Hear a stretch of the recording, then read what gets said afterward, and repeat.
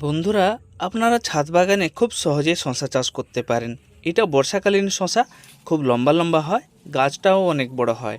বন্ধুরা, এই গাছ লাগাতে হলে তার জন্য মাচা তৈরি করতে হয়। তো আসুন এই গাছকে কিভাবে লাগাবো, কিভাবে তার পরিচর্যা করতে হবে, সব কিছু জিনিস জেনে নেব।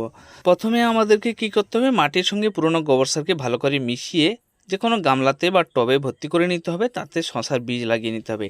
কিছুদিনের পর দেখবেন গাছগুলো একটু বড় হয়ে যাবে।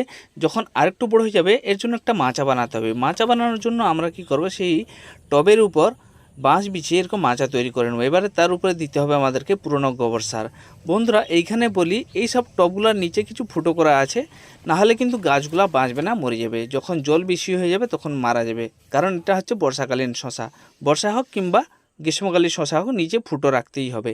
এবারে কিছুদিনের পর দেখবেন অনেকগুলা শশা ধরে থাকবে। বন্ধুরা, গাছ লাগানোর থেকে কমসে কম মারা যাওয়ার ভিতরে দুবার মতন আমাদেরকে পুরনো গোবর সার নাহলে যে কোনো কম্পোস্ট দিতে হবে।